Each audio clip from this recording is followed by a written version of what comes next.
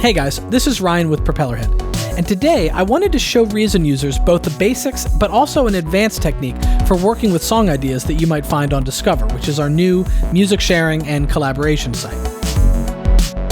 In fact, the song we're listening to is called Fuzzed Up Some More, and it's the result of a collaboration that started when Brainbox posted this figure song.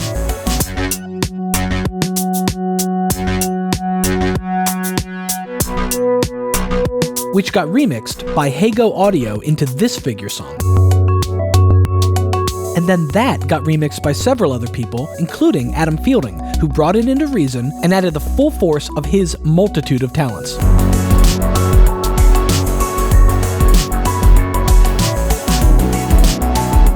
One of the great things about Discover is that tempo information is preserved both when sharing to or opening from Discover.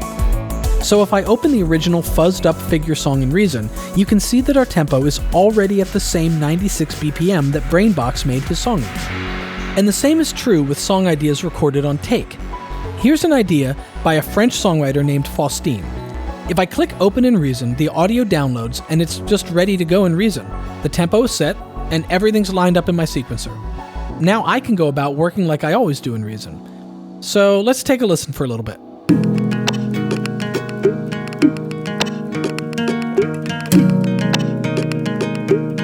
Okay.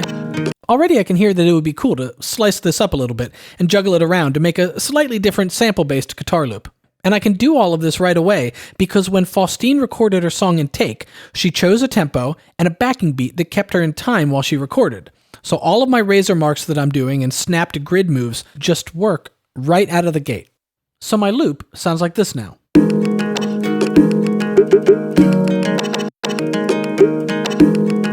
And of course, we can do what we do as Reason users, so we can add drum loops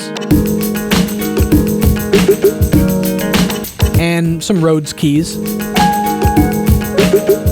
and maybe a little bass. But sometimes what you'll find is that take users don't always record to a backing beat or a click track. But just because they didn't play to a click doesn't mean that we can't do something about that. So today, I'm also going to show you an advanced technique for how we can get these free tempo performances back into a fixed, locked tempo that make them really easy for us to use in the Reason sequencer. Check out this example. It's another song by Faustine called I Wonder, and when I first heard it, the producer in me could already hear the full arrangement that just wasn't actually there yet. I wanted to add a drummer playing brushes, vintage Mellotron strings, like a cool Paul McCartney-style bass line, and some washy guitars. I mean, seriously, check out this raw idea. Does she know you hate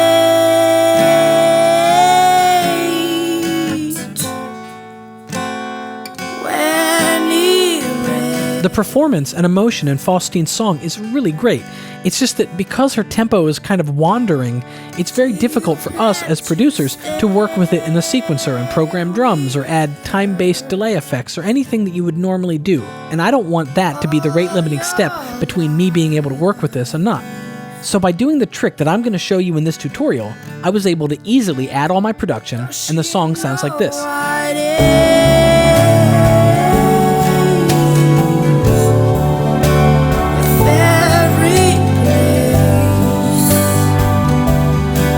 The performance and emotion are still there, but thanks to Reason's time stretch, she's perfectly on beat, and I can do everything that I need to do just like I'm used to.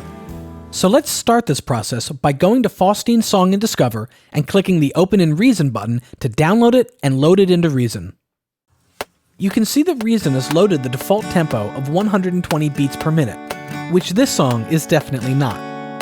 Now, for short audio samples, you could certainly just double-click the audio clip and drag the slice markers to manually fit the sample to your tempo. But full songs have hundreds of slice markers. And I don't know about you, but I have no interest in manually dragging all of these to where they need to be. Fortunately, we don't have to. And here's the trick. Instead of Faustine playing in time with a click when she recorded her song, we're going to teach the click to play in time with Faustine. No way! Yes way, and we'll start by right-clicking on Faustine's audio and choosing Disable Stretch. Next, we'll get the sequencer to be at least in the ballpark of her actual tempo by playing back the song and using the Tap Tempo button to get us close.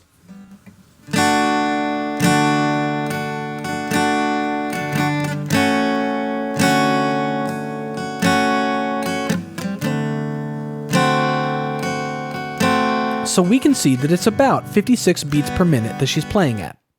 Our next step is to draw in an automation clip for the tempo of the song. To do that, I'll click on the transport lane in the sequencer and go up to the Track Parameter Automation menu and choose Tempo. Then I can use my pencil tool to draw in one big clip that spans the whole length of her song. With Snap turned off for fine control, I'm going to trim the start of her audio clip so that it begins with her first chord. Let's drag the audio back to the start of bar 1, and we're ready to start mapping her performance's tempo. To do that, we're going to create automation points in our tempo lane. Double-click the lane to open it for editing, and draw the first point on bar 1, beat 1. Now, we'll manually enter a value for that automation point to set our tempo to 56 BPM, which was, if you remember, our tap tempo result. If we play back the song with the click turned on, you'll hear that we're already actually pretty close to being on beat.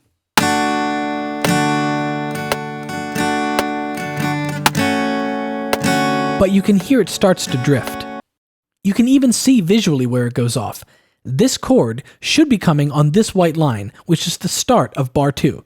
And so to correct that, we just need to draw in a new tempo automation point. Then we go back and fine-tune the value adjustment. Watch the audio waveform as I move this up and down. As I speed up, it moves further away. As I slow down the tempo, it moves closer and closer to its correct sync point of bar 2, beat 1. And so this is the process that I'll now repeat throughout the whole song, creating new tempo automation points every bar, or sometimes more frequently if I see the audio drifting sooner.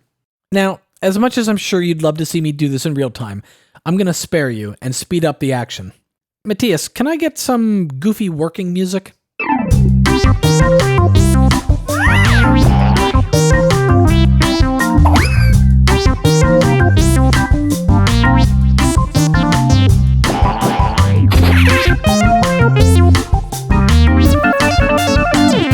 And done.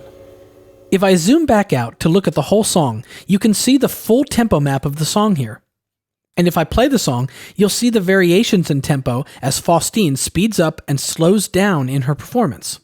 To merge this tempo map into her audio file, we right-click her clip in the sequencer, choose Bounce, Bounce Clips to New Recordings, and then we can right-click again and choose Enable Stretch. Now, it may look like nothing's changed on screen, but actually, everything's changed. The new audio clip of Faustine's song now has correct tempo information, so we can delete our tempo automation lane, clicking Continue unprompted, and play back our song.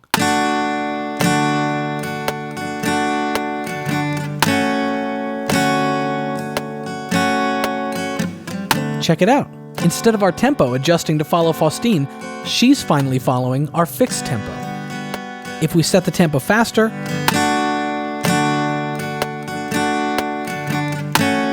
her song adjusts in perfect time now.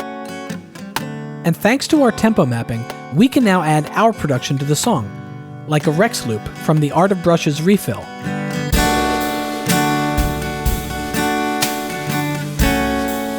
Mellotron strings, courtesy of G-Force's Retron rack extension.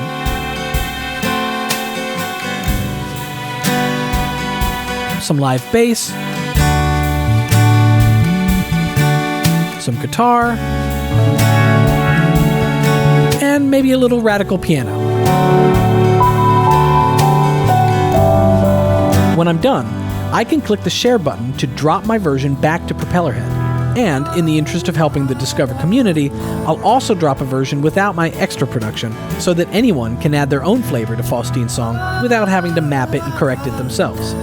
This tempo mapping technique can be a game changer for you. There is now no great idea out there that you can't make music with.